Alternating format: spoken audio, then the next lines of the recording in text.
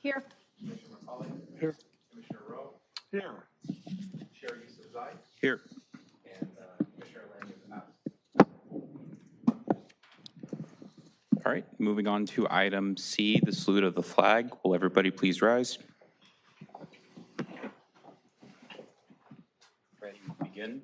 I pledge allegiance to the flag of the United States of America and to the republic for which it stands, one nation, under God, indivisible, with liberty and justice for all.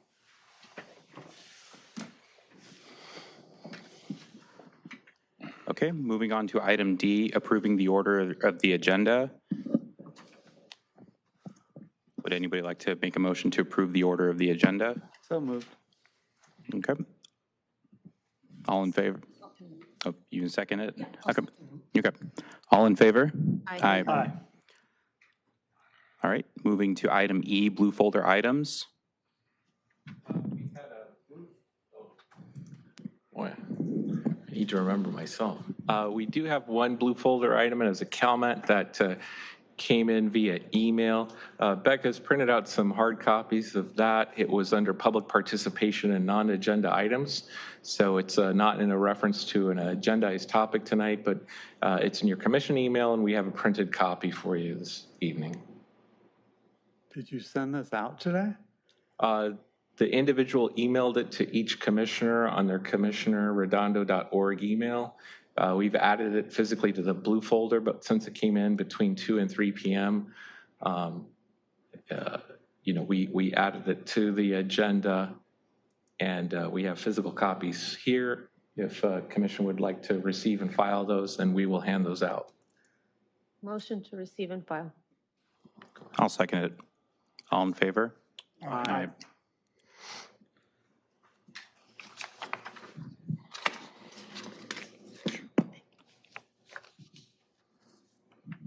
Thank you.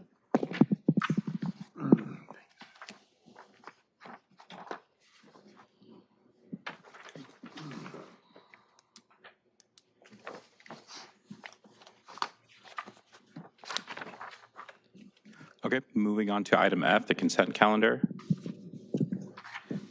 Does any member of the commission wish to pull any items from the consent calendar? I would like to pull item F4. Okay. Would you like to make the motion? I move that we approve the consent calendars item F1, F2, and F3, and have F4 as an excluded consent calendar item. Somebody second it? I'll second. Okay. All in favor? Aye.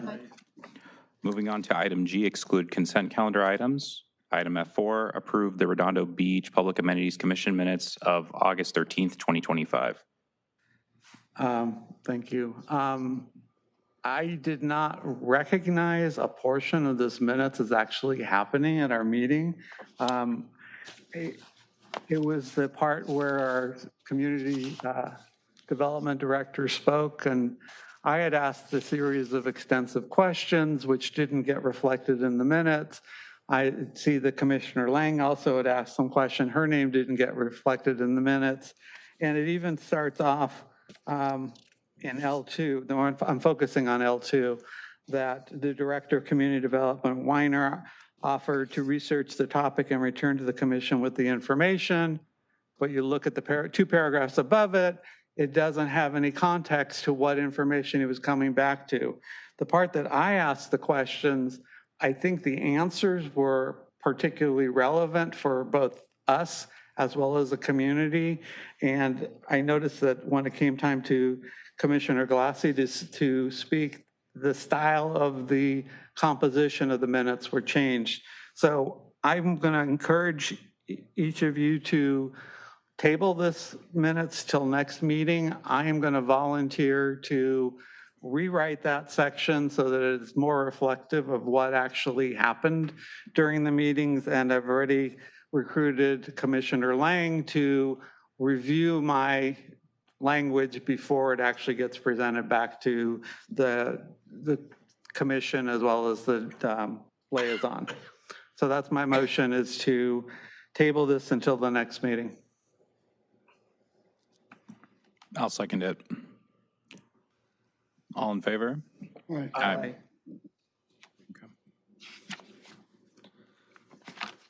Okay, moving on to item H, public participation on non-agenda items.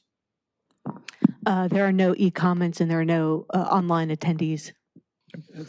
Isn't this a public participation thing? Okay. You have before you an email that was submitted that's been included in the blue folder and attached to item H.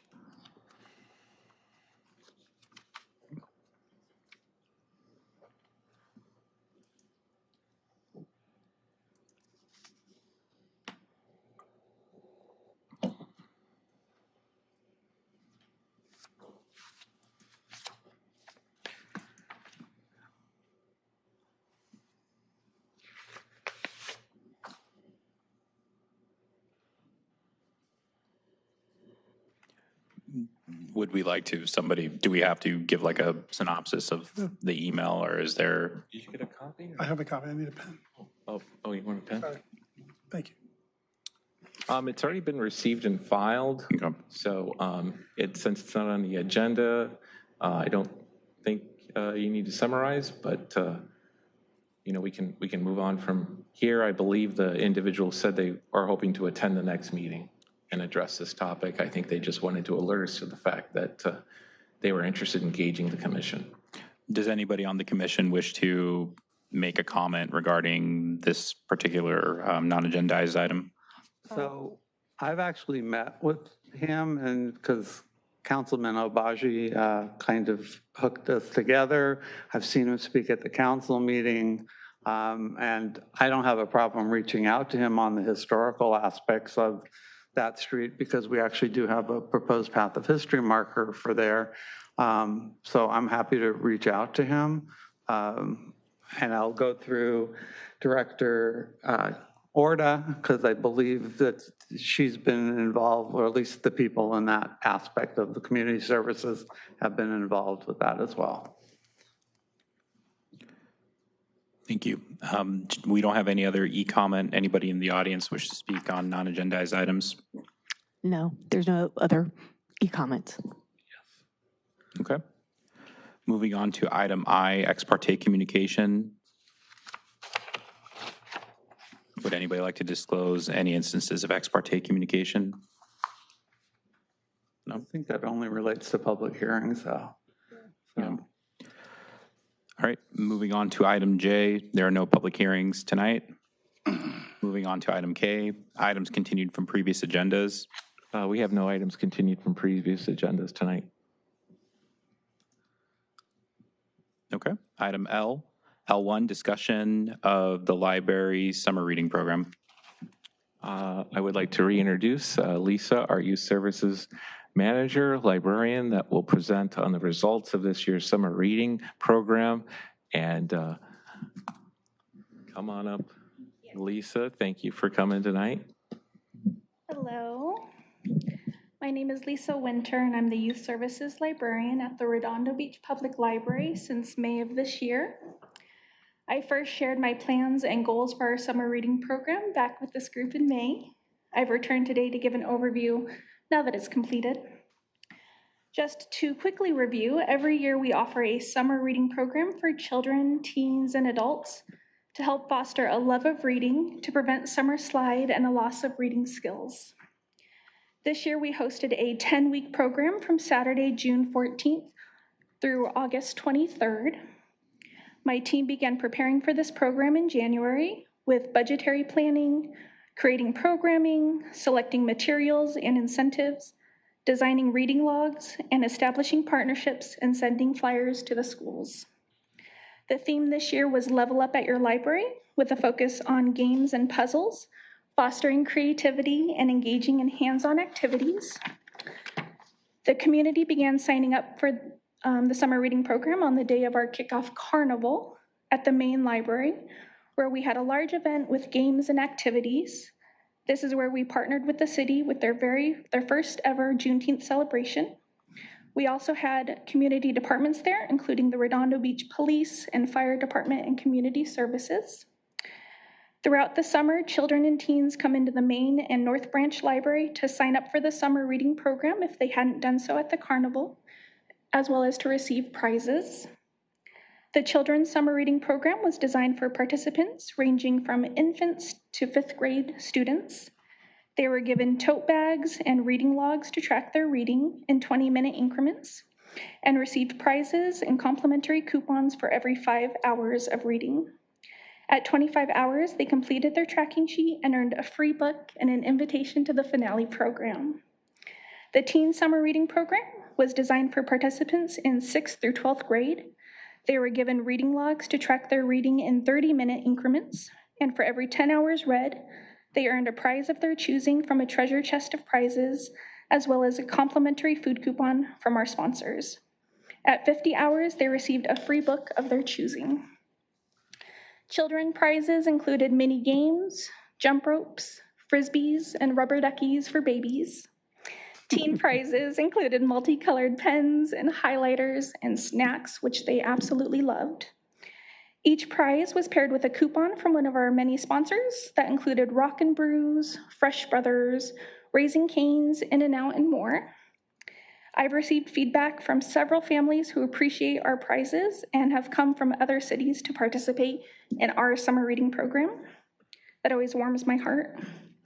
In addition, we held an opportunity prize drawing at the end of the summer. The primary way for children and teens to enter into this drawing was by completing book reviews. Children and teens had a combined total of 387 reviews submitted. The grand prizes included purchased toys and generously donated gift cards, game tickets, and more. The adult summer reading consisted of participants filling out book reviews and turning them in for a chance of winning a weekly drawing for gift cards. We had 21 adult programs, including book discussions, poetry workshops, and educational programs, with 236 individuals in attendance. The Youth Services Department had 76 events this summer with a total of 4,158 in attendance. These programs included guest story times, our regular monthly crafts and Lego clubs and movie programs, as well as a choose your own activity program where pretend play materials and board games and STEM activities were provided. We also had a bubble party at North with 77 in attendance, and a game day at Maine with a life-size board game with over 60 individuals in attendance. Teens enjoyed programs led by our teen librarian, including an interactive movie, art programs, and a video game tournament with 35 teens in attendance. That was a very popular one. We held 2 science-themed finale parties in August, one at the Main and one at the North Branch, for children who completed the summer reading program along with their families. Roughly 115 individuals attended each one. This year, we were very intentional with our choice in the finale program. We chose a company called Science Heroes to host the finales, which included hands-on experiments and audience participation. We appreciated that it appealed to a variety of ages. We promoted our summer reading program through different channels, including through our social media pages. Flyers were passed to the schools and displayed in our libraries. The summer reading banner was displayed on our physical library, and information was dispensed through our library and city newsletters. This year, we participated in outreach to the schools and summer programs. In the coming year, we hope to further increase awareness by exploring the option of issuing a press release and expanding outreach to additional schools. Traditionally, we would send schools information and promotional summer reading material digitally. This year, I sought to elevate engagement by securing opportunities to address students directly. This included me reaching out and requesting the time and space to allow my team and I to speak about summer reading face-to-face to the students. As a result, we were welcome to do summer reading outreach and library visits on 10 separate occasions throughout the end of the school year and at various summer programs. From these initiatives alone, nearly 350 students participated, and it got kids very excited to come to the library. Regarding other statistics, looking back last year in 2024, we managed a very successful summer reading program with a total of 2,047 participants. This year, we sought to reach higher with our goals. Our goals were 1,600 children, 300 teen, and 300 adult participants. I am thrilled to share that we not only met these goals, but exceeded them across the board with a total of 2,690 participants. To break things down, we had 1,868 children participants, 429 teens, and 393 adult participants. I attribute this to so many things, including but not limited to outreach and more awareness, the enthusiasm and the hard work of our staff, our growing relationship with the schools that is strengthened by our outreach and communication involving programming and reading lists, and finally, the support of our sponsors. With that, I wish to highlight and extend our library's profound gratitude to the Friends of the Library who consider our proposal at the beginning of each year, whose generous funding they receive from book sales and donations sustains our summer reading program, including activities, materials, books, and prizes. Their support is crucial to our success and our ability to serve families in the community. Thank you. Are there any questions? Commentary. I actually am a big library fan. I probably went to the North Redondo Library 6 times in the summer. And every time I saw kids come in with their parents, every time, and your volunteer was right there, relatively close to the front door, Absolutely. and the kid had his 10 hours. And I saw a kid get a little frisbee because he reached 10 hours. I saw that 6 out of 6 times. Oh, That's great. I love that. And the kids were enthusiastic, and the parents were like engaged. And I thought, that's community right there. That's really Absolutely. good. So good job. Thank you. We feel the same exact way. Oh, We yeah. appreciate that. So I've actually seen this as well and participated in one of the prior years. So how does this year compare to like last year and the year before with the number of programs you were able to put on, participants and finishers and the youth services attendance? How did that all compare to the prior years? Because I know your goals have been met and exceeded, but. That's a great question. We've also exceeded those statistics that you mentioned. Last year, the submitted reviews by all ages, we had, I think, 484 reviews. Finishers last year, we had 995. Oh, no, I'm sorry. That was the first-time participants. And actually, this year, our first-time participants raised to 1,189.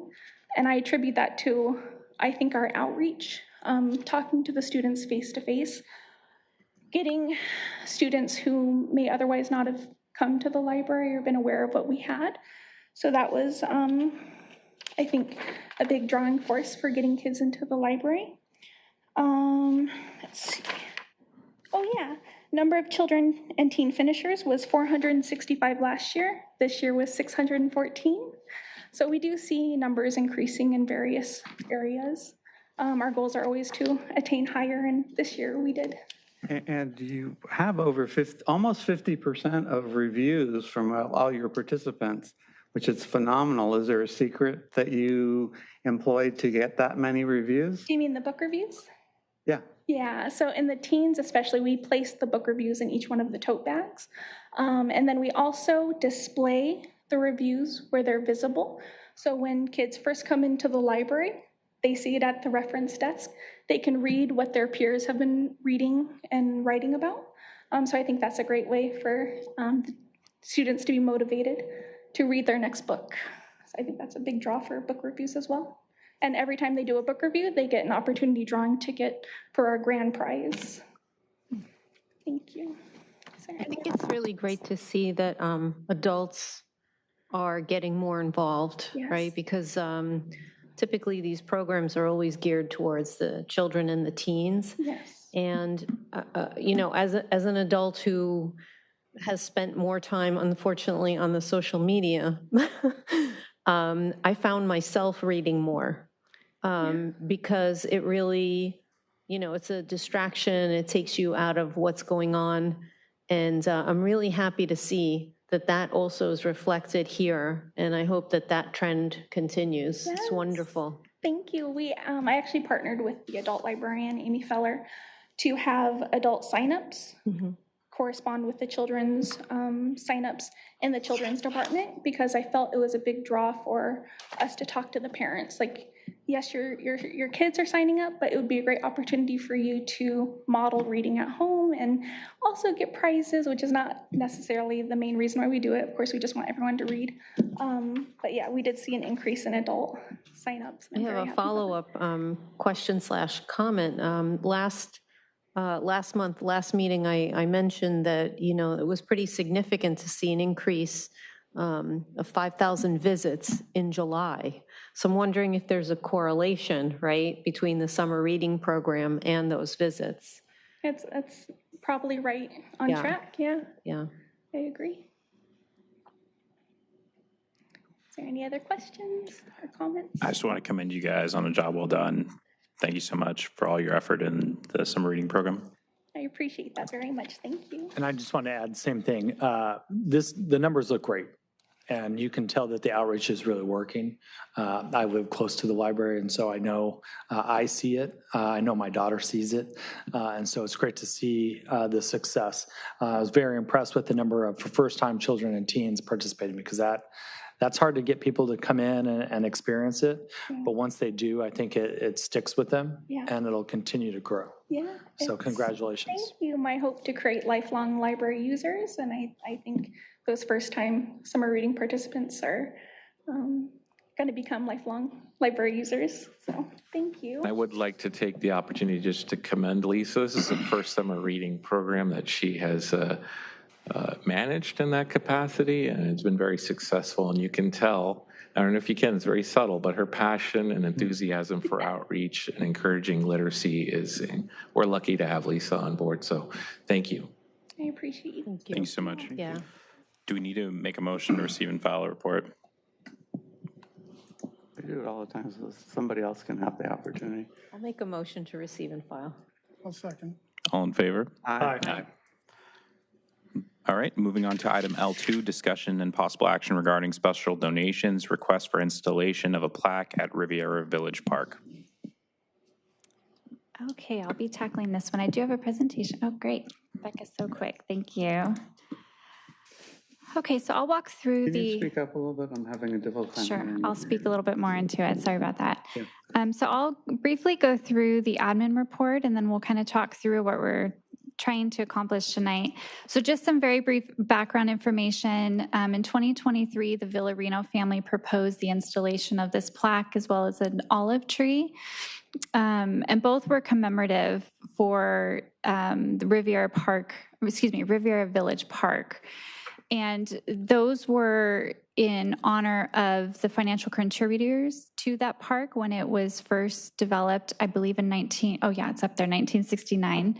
And as well as the founders and developers of the Hollywood Riviera, which was the local business district down there. And the olive tree was the logo used by the Riviera Village business district, and so that's where the actual olive tree itself is being tied into for this request. This was received and considered as part of the special donations options of the city's commemorative donation program. So that program is really just for plaques. Little tree plaques or donation benches are typical in memorial of someone that has ties to the city. And so that program does allow a special donations option, which allows administrative approval by the community services director of requests that come in that fall outside of the standard commemorative donations, such as the bench or the tree plaque, like I previously stated. Since the department has not received a special donation request for any of our recent history and memory, we thought it would be prudent for us to come to the commission to get feedback before the director provided formal approval. So that's why in November, we brought this to you as a body to consider the request. The commission at the time did support the project, so we did move forward with it with some conditions. And so the first one was that we do need to get approval by the City of Torrance. So a portion of the park is owned by the City of Torrance. And so we have, since November, received formal approval from the City of Torrance for this installation. So we are good on that end. And then the second condition, as part of the commission's support, was for Commissioner Lang to work with the Villarino family to kind of refine and work through some of the language and the text that would be on the plaque. And so before we jump into the text, I just, for some more foundational information, because it has been a while, the Riviera Village Park is on the south end of the city. It's just on the corner of Palos Verdes Drive and Catalina. It also kind of intersects Camino del Campo and Camino de la Costa. So it's kind of at this weird intersection. And like I said, that the southern portion of that park is actually on City of Torrance property. And so it's kind of a weird parcel there. The image on the right is a conceptual image that was provided in the report that was given to you last November, as well as in the report for this evening. This is purely just conceptual for you to have a general idea of what is currently at the park, which is everything but the tree, as well as the plaque, the plaque on the far end of the picture. The one on the closest in the picture is existing, so that is currently there. Everything else, so let me just specify. So for this request, it is just for the farther plaque and the olive tree in the center. So everything else is existing. So this was included as an attachment to your report, but this is the proposed language that Commissioner Lang worked with the Villarino family to refine. We would, of course, as staff, go through and make sure that there's no grammatical errors and all of that, but we just want to make sure that the content itself is acceptable.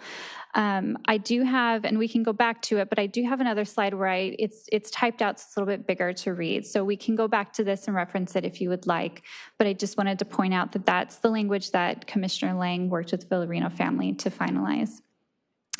And so although the commission did not ask for staff or for Commissioner Lang to bring this language back to you, Commissioner Lang did request for this to come back for your review. One, because it has been a certain amount of time that you guys reviewed this.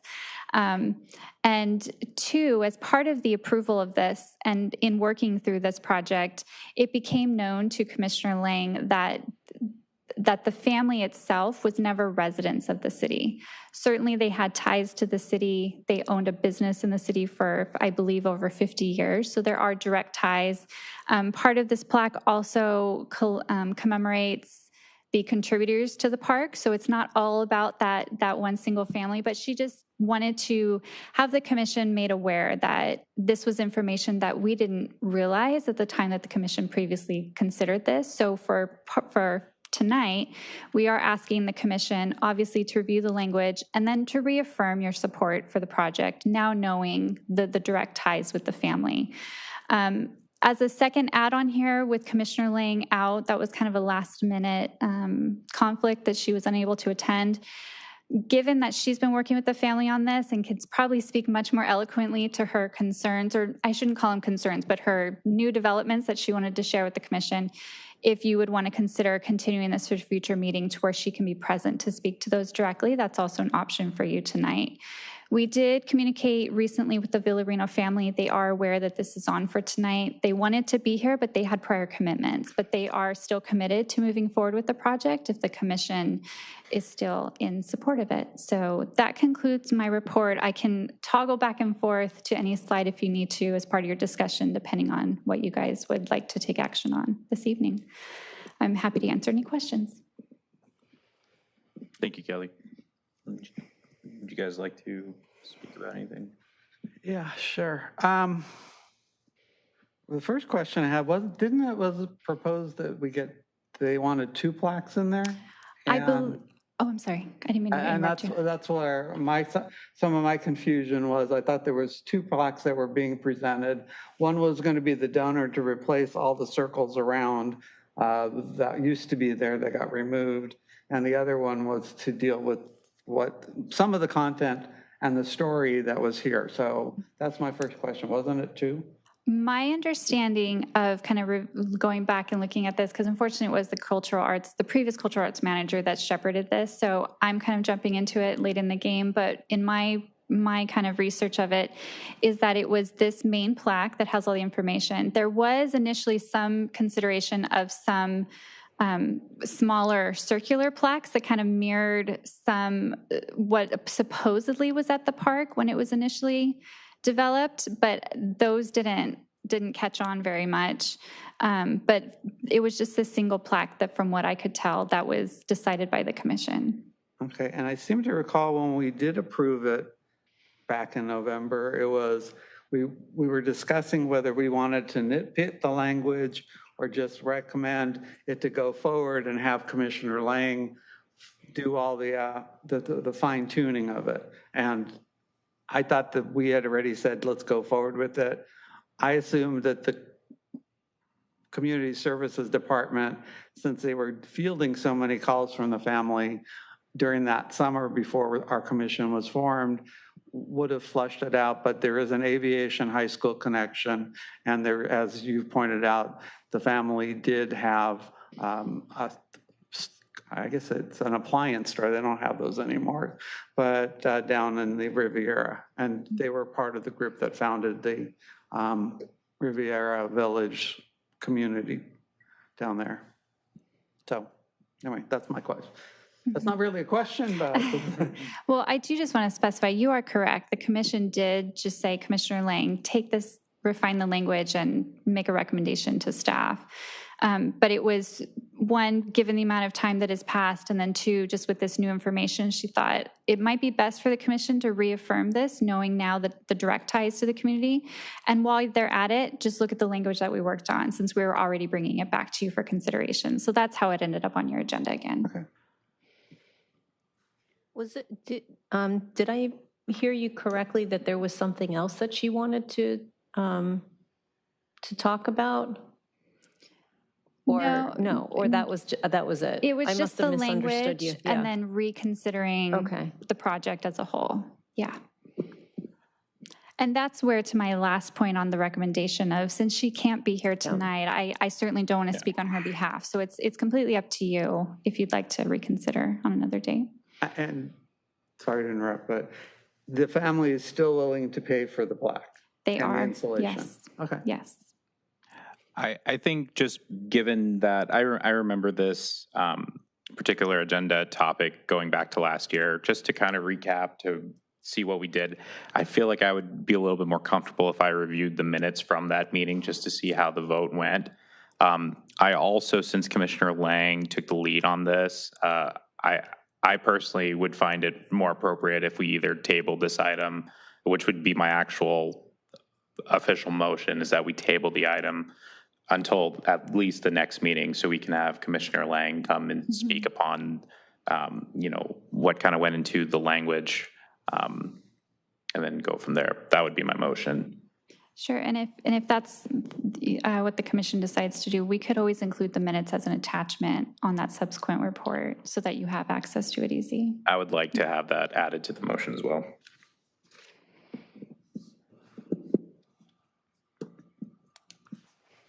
I would just comment and say, I don't know that I personally think that that's necessary, because I remember the conversation and the direction given, but I'm okay to second that motion if you want to bring it back for that. Okay. Yeah, the only concern I have with that is the family they've kind of been doing this a long time. And it might not be the next meeting, it might be the meeting after if we have like hearings at the next meeting. So just out of concern for that, I mean, to read the minutes, I'm fine waiting as well, but I just think, I remember it was a while ago, and I remember that family was trying to already go through those different layers of the bureaucracy. And I could share a similar experience when we were doing the walking through history.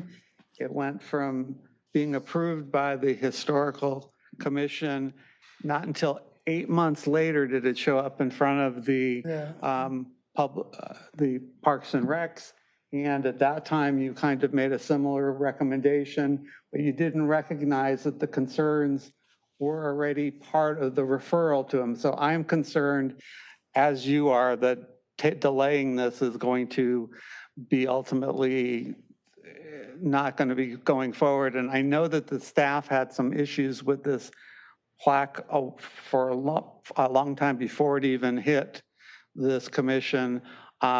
I think that the community services director, if we're okay with the concept, has had this language and can actually make whatever final changes need to be made. So I think if we're going to nitpick the language, which I thought we said we weren't going to micromanage that, that we leave it to the discretion of the community services director to actually approve it to the language, final language, and go forward with it.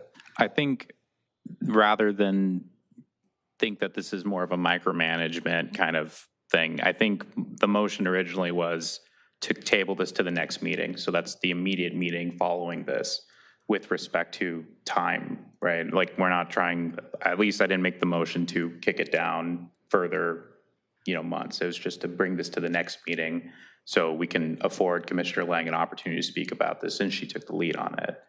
I also do think, for me personally, there is a component, if this is, again, the significance of it, I can understand, but the director did mention also that they were not a Redondo resident, which I do think has some weight with considering this.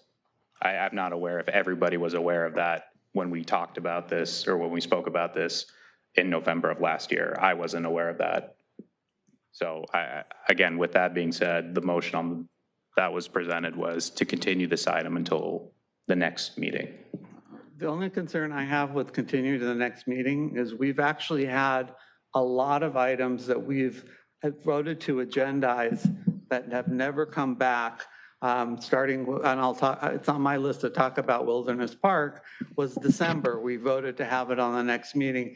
We had a couple things from the last meeting that we voted for the next meeting. So I think it's great if we put it as a consent calendar item. Then I think it at least can get into the agenda packet and moved out. If we need further discussion at that point, we can always exclude it from the consent calendar.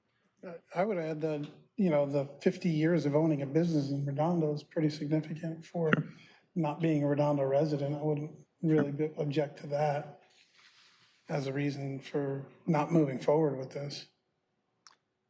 I would just simply add, as I mentioned, I'm okay with approving this. So I haven't heard an alternate motion, but if people would like to make that, I think it'd be appropriate.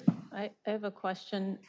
Did Commissioner Lang feel that she needed to speak to the commission on this particular item, or that she would like to speak? Was there any concern that she had and reason for which we should continue until next month? Because I've read the language. I thought your department and she did a great job with it. There was nothing that particularly jumped out at me that I felt that we needed to discuss, and I have full trust in the department's ability to move everything forward. So I'm back to my question is, did she have a particular concern in that she needed to speak with us? Based on my conversation with her, it was purely just this new information of the family not being residents of the city. Certainly there's ties, business ties. I believe one of them attended Aviation High School, which was in Redondo Beach. So that certainly doesn't negate that the family was not part of the community. They just were not residents during this time. So for her, that was enough for her to prompt us coming back to you all to making sure that you were aware of that information and that didn't change your opinion of the project. Anything more than that, I don't want to speak on her behalf, but that was ultimately what our discussion was that prompted us to agendize this. Okay, so it was just her making sure that we identified that particular piece. My understanding, yes. Yeah. Yes. I mean, I'm comfortable with moving forward, no disrespect to my fellow commissioner. I actually fully trust her. So I'm comfortable and agree with my fellow commissioners that we would be ready to vote on it for tonight. Is that a motion? I would like to make a substitute motion to, yeah, to vote to approve the language and the project, move it forward. I'll second that. Okay. All in favor? Aye. Aye. And I vote no.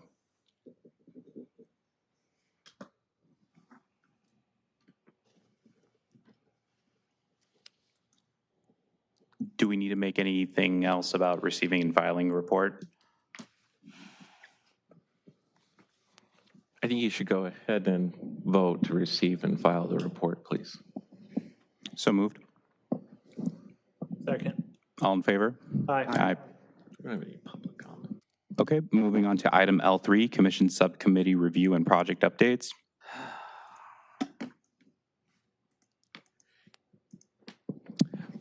Start. Sure. Go ahead. I can ask questions when we give an update for staff? Or is that the part after?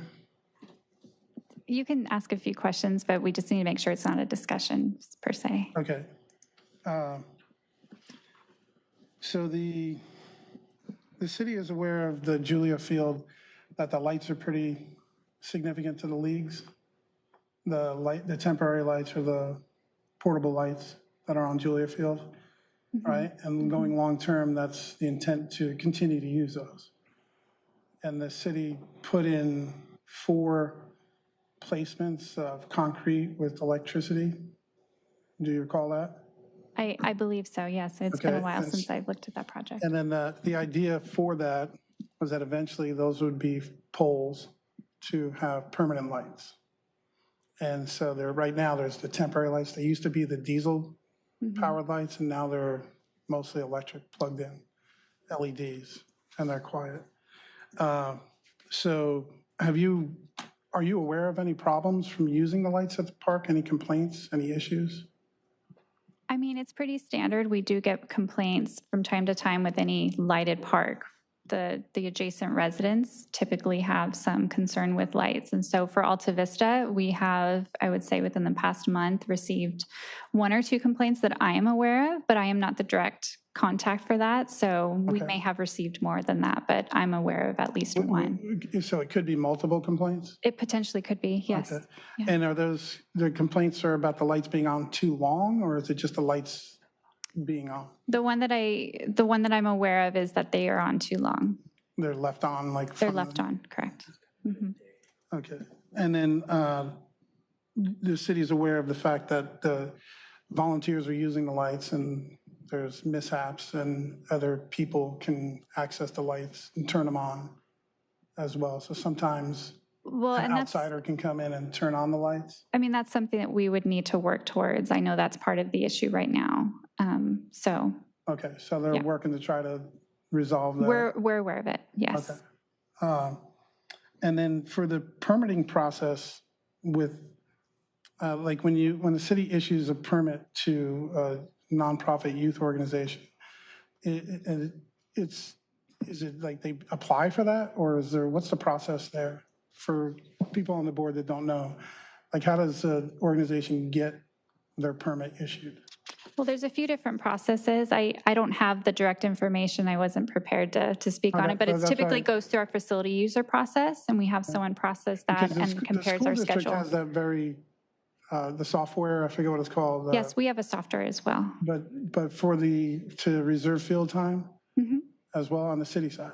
Yes, we have a software that we use for facility booking. So if a youth organization has a permit for a field, and they allow another youth organization to use part of the field during that time that is for organization A, then organization B were to use some of that time, would that be a discussion involving the city, or would that just be between the two groups? It should be a discussion, but that's where I go back to every user's a little different. Some are under contract, which Okay. may prohibit subleasing, or it may allow subleasing. That would be considered subleasing by doing that?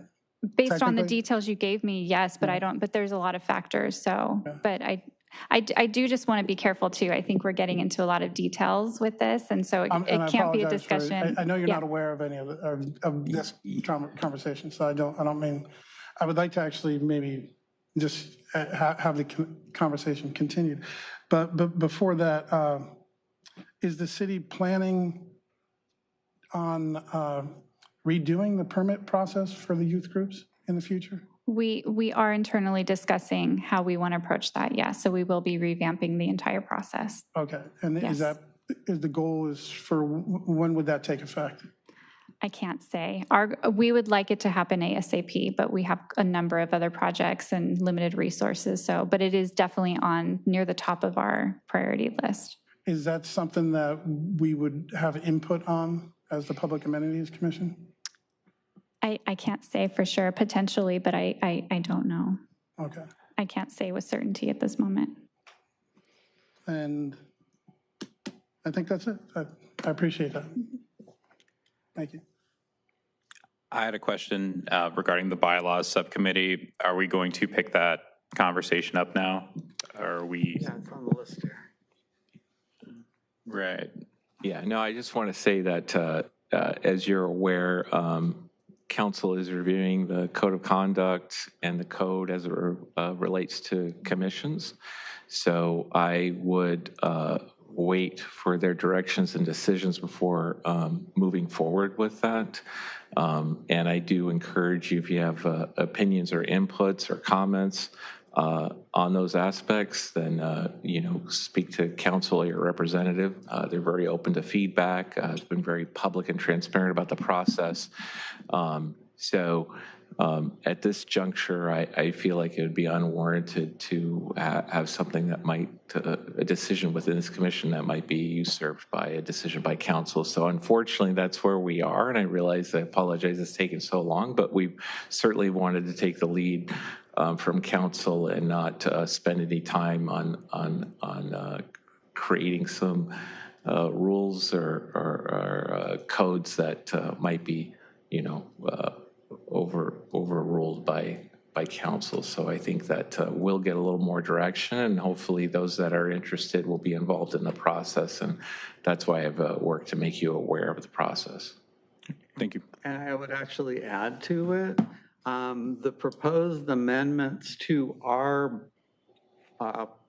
ordinance actually set forth specific tasks that you could do for committees. There was a comment that was made the first time it was brought up to council that some of the commissions have bylaws, and the impression I got from listening to them is they were designing these ordinances in a way that the commissions wouldn't need bylaws anymore, that they were standardizing the ordinances. So some of the things that are set forth in the ordinance, for example, for the former historical commission stuff, it basically is talking about different discrete tasks, which fits in with how they got rid of the public safety one. They want these lanes defined. So I don't think we're going to be seeing bylaws. I think they already did the first go around pass on it, and probably. Right. I don't want to speak for council, but that's definitely the direction it appears. But certainly if you have feedback, you can provide it.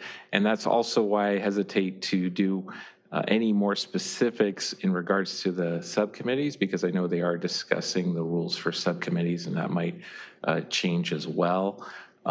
So it's kind of where we are, but it's a very active process, and council has put in an enormous amount of work and time and energy on it, and has received a lot of feedback from commissioners and the public. So I appreciate the process, but it's kind of a wait and see for now. And I would encourage everybody that's on this commission to look at what they're proposing for us to be doing, because while it doesn't seem to change much, at least on the preservation side, it does change some of the other stuff. And I think people who are in Parks and Recs will probably be sensitive to the changes that they're going to make to that.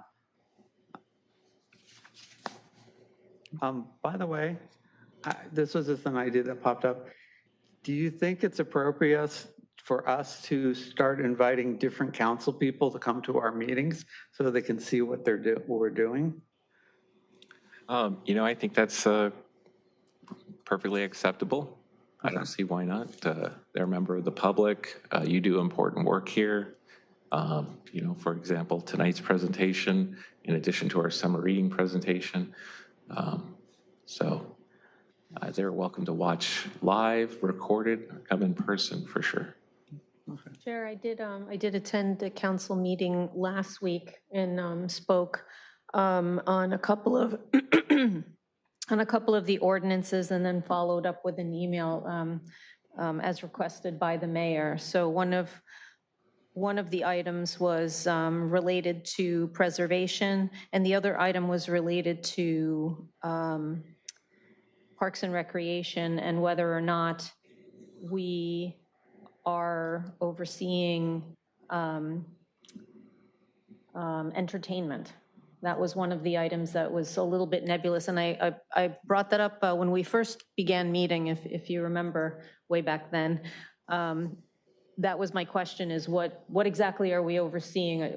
Are we participating in choosing the bands that perform on the pier, and if that should be part of the Cultural Arts Commission, if they could define that better. I mean, I have no problem, since I'm a performer, I have no problem working on that, but I think that that's something that needs to be better defined. Yeah, but that's what I wanted to let you know, that I did that. I think that the part of it was the last year, like on the birthday celebration, we did have an entertainment committee that went over. So I don't know if that's where it's built from, but we do have our cultural arts direct manager over here. So, I think it'll be addressed, but I think they passed the first reading.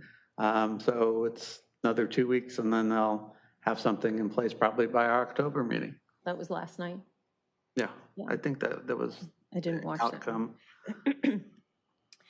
I do have an update. Well, an update. I just wanted to say that Director Orta and I will be talking on the Alta Vista pickleball subcommittee. Have some ideas churning around, and this body voted to create that subcommittee because our charge in part is to assist in the development of recreation, stimulate public interest in programming. So now that we're going to be rolling out a great opportunity over there at Alta Vista, it's really important for us to have as much information as we can and ensure that we don't stumble into some of the mistakes or challenges that are occurring in other cities with respect to pickleball. So one of my ideas that I had mentioned to Director Orta was to get together the ambassadors, the pickleball ambassadors from our neighboring cities, and kind of have a little round table, and then, a few other ideas, but she and I will talk a little bit on that. And then in terms of the Franklin Park subcommittee, I did reach out to Director House, and she has received the new layout for the park, correct? Yeah, if I may, I can provide a quick update. Yep. So the stakeholder group has worked with the playground manufacturer, and we have refined a conceptual drawing. Now we're working on colors, so we are working with them to get 2 to 3 palettes that we'll share with the stakeholder group so that they can refine which one they like, see if they want to make some slight alterations. We're hoping to, we actually were working on that a little bit this afternoon, so I'm hoping to have an update for the stakeholder group either late this week or early next week. So we'll definitely have a much bigger update at the next meeting. And is the new design, is that approved, or at what point is that right now?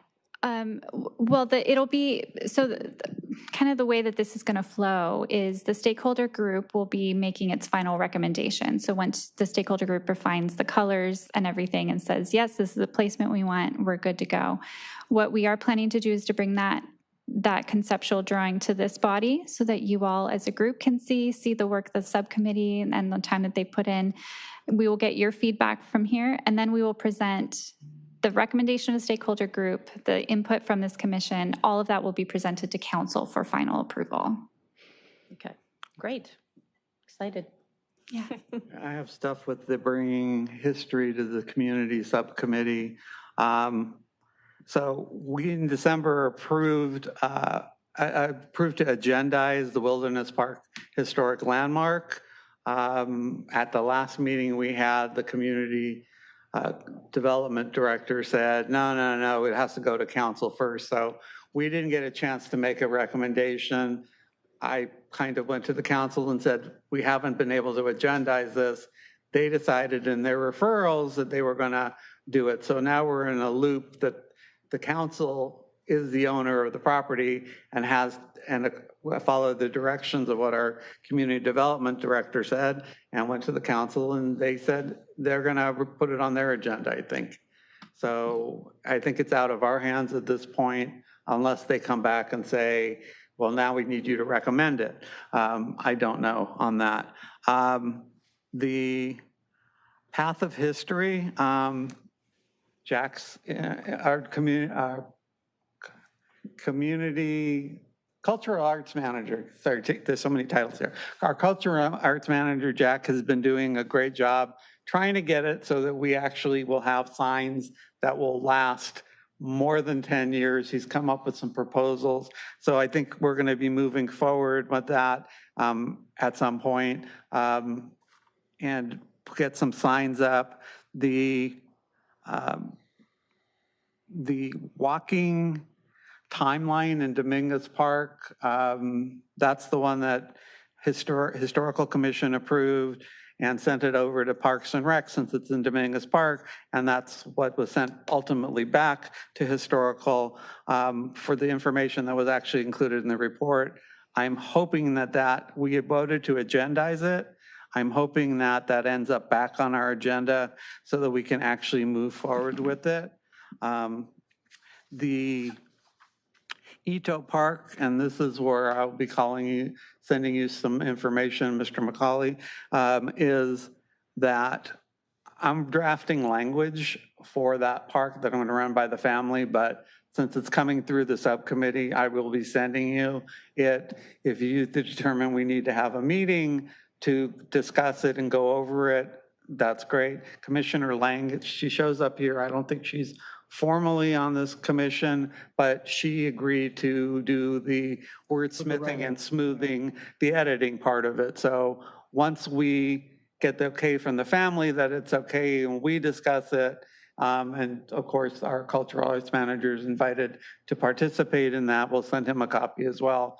Then we can send it off to Commissioner Lang. And I think that ultimately that should take care of everything. It's the community services director has the final say on the language, so that hopefully will take care of that.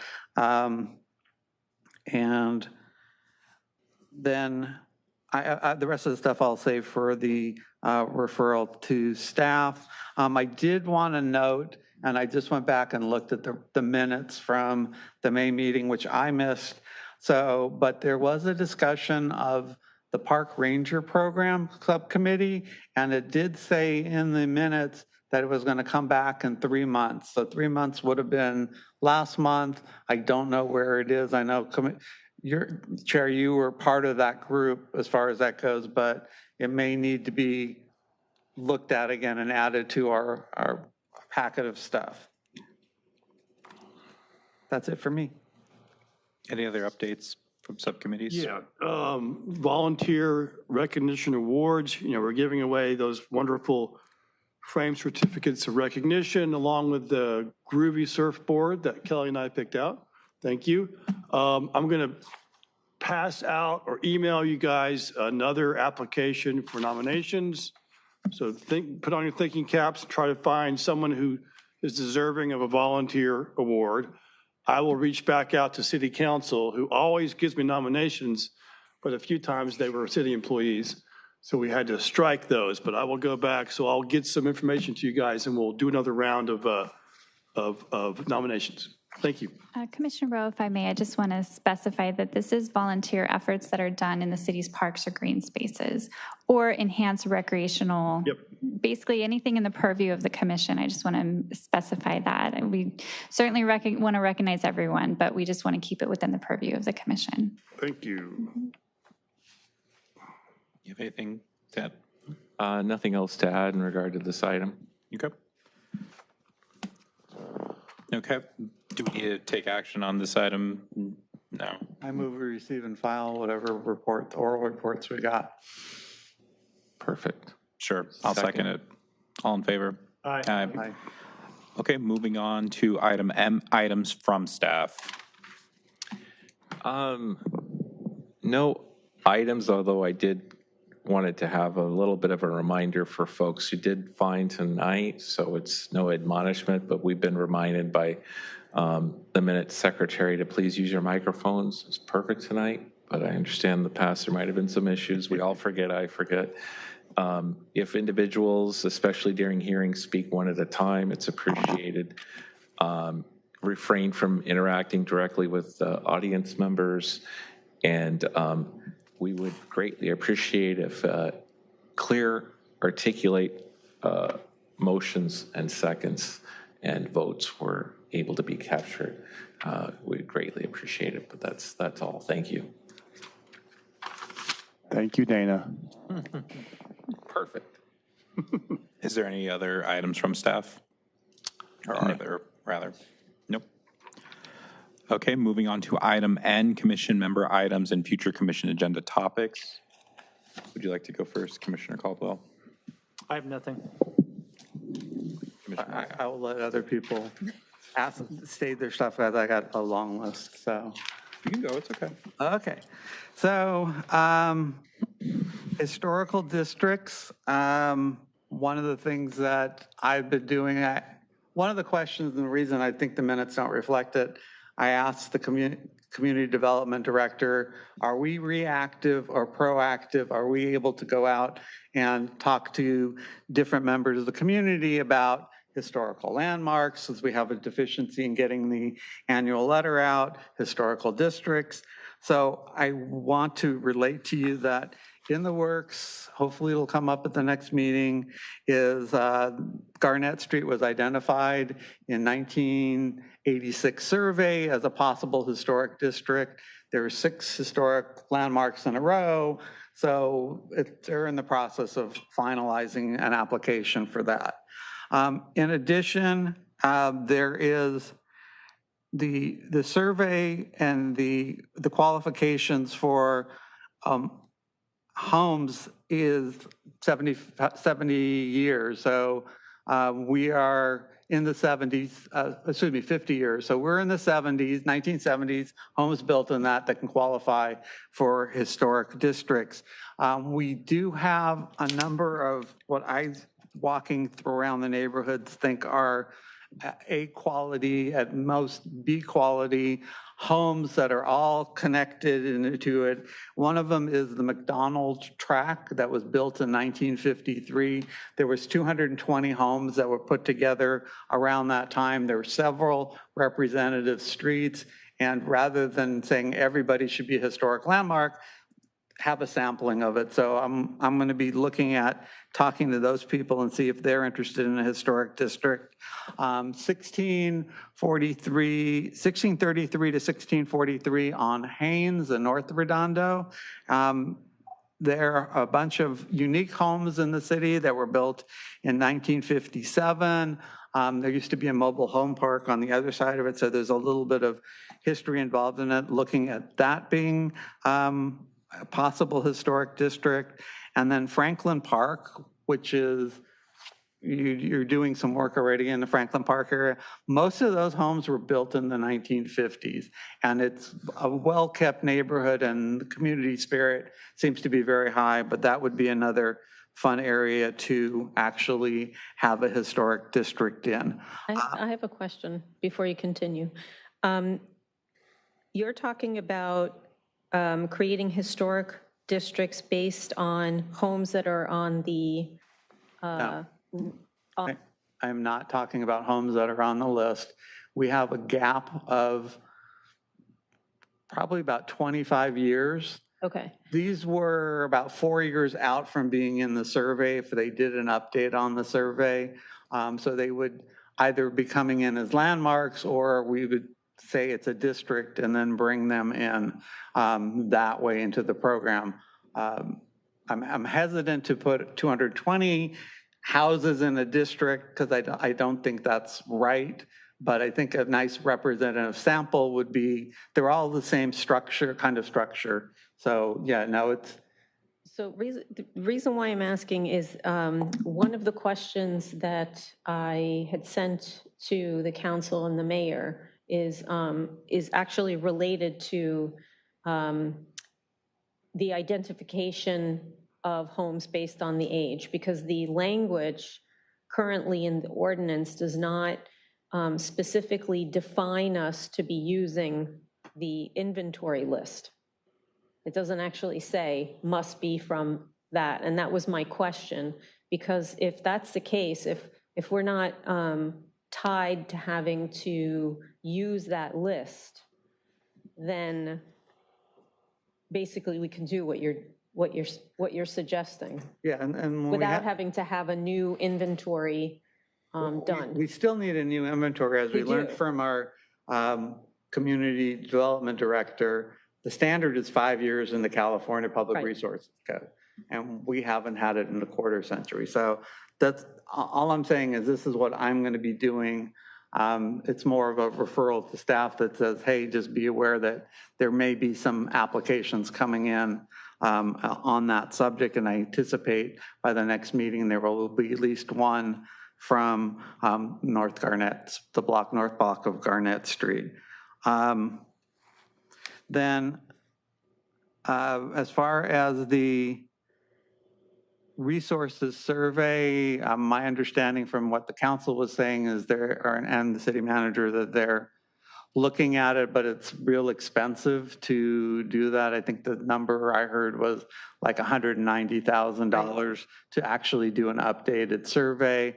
I've suggested that we can walk around and start identifying some ourselves if we want to, and then they can look at it. I have not been able to get building records from the city yet to figure out when these properties were built, if there's a famous architect. But I did note that and this is something that you may want to be aware of, that each of the city department heads has a profile now on it on the city website. So you can read all about our director, Mr. Vinke. You can read about the community services director, but the city clerk actually says that she's digitizing all these building records from way back when. So I'm hoping that's going to help us as well.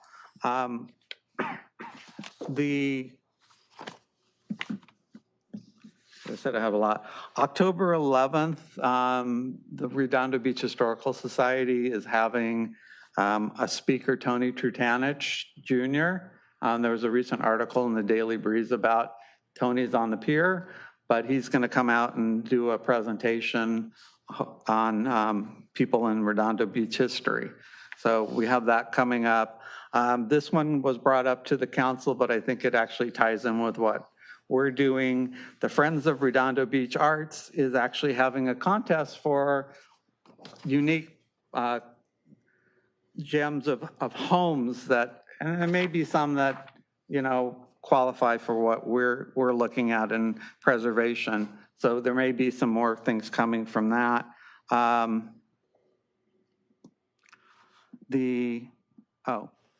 So we learned last month that the state report hasn't been done. And that doesn't impact me as much because I wasn't on the commission that ended September 30th, 2024. There are some people on this panel that does. The next one goes through September 30th, 2025. And if the city is going to be doing its report, I need to submit information to, I don't know if it's to you or to the community development director, but I have some additional information that needs to be included because there's an education part of it. So I'm just giving you a heads up on that. I don't want to see it come out without that because I think it's important to have all that information. Can you find out from the community services director, we talked about a quarterly preservation newsletter. I think you brought it up in the policy statement. I volunteered to help them if they want to do something, but I haven't heard back from them as far as whether that's going to happen or not. And I know that it's in our meeting minutes from last time with regards to having a committee that discusses commemorative bricks and other ways of recognizing historic landmarks.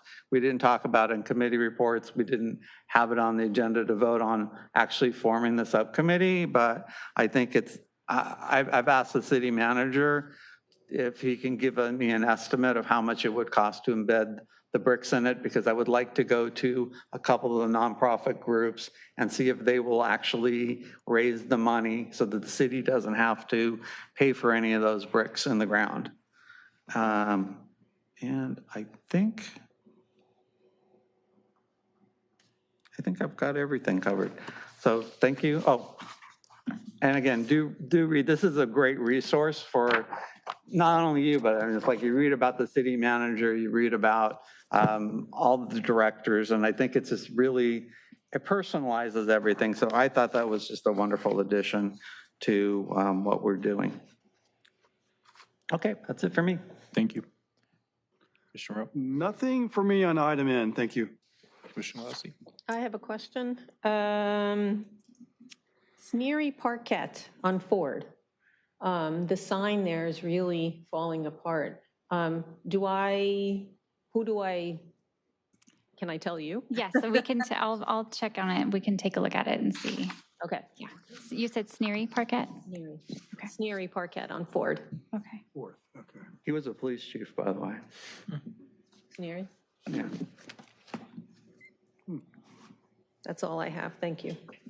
I would like to bring up an item for a future agenda topic.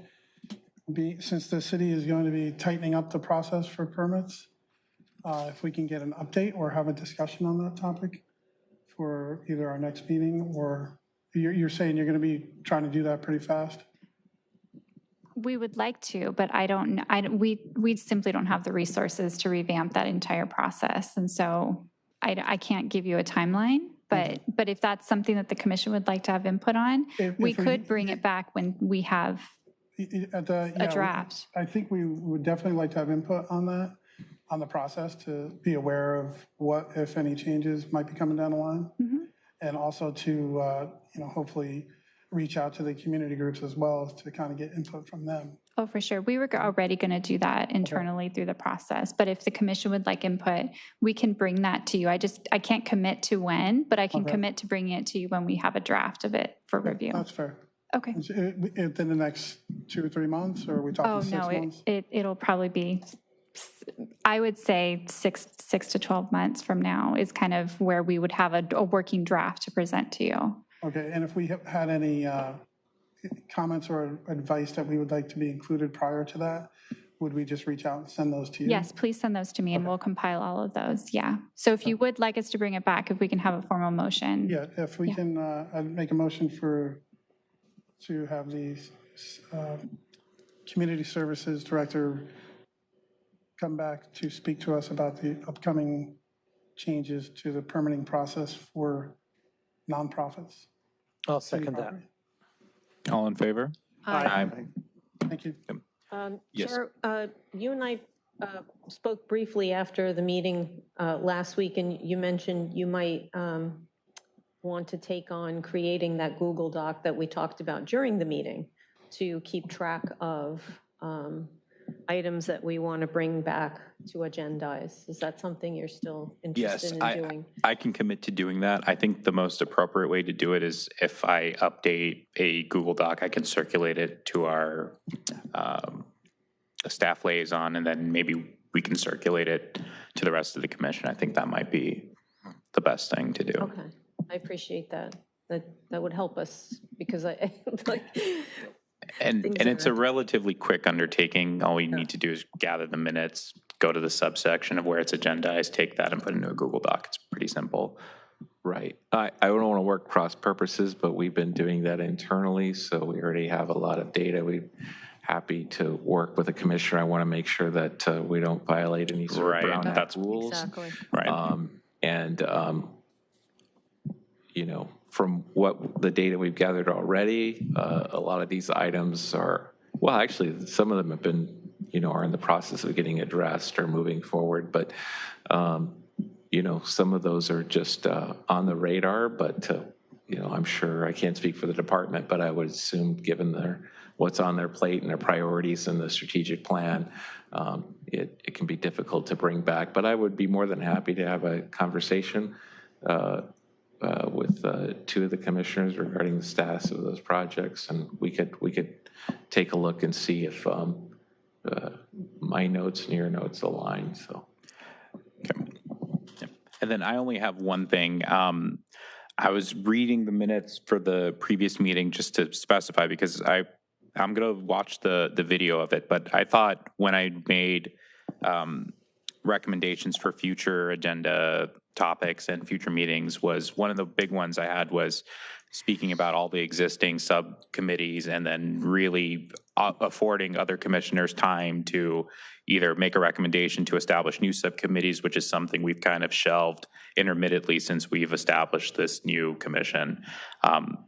I'm fairly certain that that was something that I had made a recommendation to have during this meeting. I did hear earlier that you said pending whatever council comes from the bylaws, then we can introduce the topics of the subcommittees, but I just want to reiterate the importance. You're correct. That, you know, as soon as we're able to, I'd like to have the discussion so everybody there. Again, we formed pretty quickly. There was a lot of subcommittees that weren't carried over from the pre-commissions that ultimately became this commission. So I just want to reiterate the importance that we should have that agenda so everybody is afforded the opportunity to bring up the opportunity to either establish new subcommittees or sunset subcommittees that aren't relevant anymore. I concur. Okay, That's on the list. Just to that specific, a little broader scale, I forgot to bring up a little bit earlier, but it is covered that next meeting, it'll be time to nominate and select a chair once again and a vice chair. So just be thinking about that. That'll also be on that will for sure will be on the agenda next month. But you're correct. And the only challenge there was, I know that in watching the council meetings, there's some discussion about the formation of the subcommittees and, some of the direction that council provide. So we want to make sure that whatever we're discussing aligns with the rules that are actually approved and disseminated. So that's one of the reasons why we didn't bring that up this month. Okay. I have one more thing. I did want to commend the staff of community services in there, including in the report a lot of information about the historical museum, including census numbers, I think, and the fact that they've created new flyers, which I think is just wonderful. So I do appreciate your efforts to make it a place that people would want to go to. So thank you. If nothing else, moving on to item O, adjournment. Someone would like to make a motion to adjourn? I'll move to adjourn. All in favor? Aye.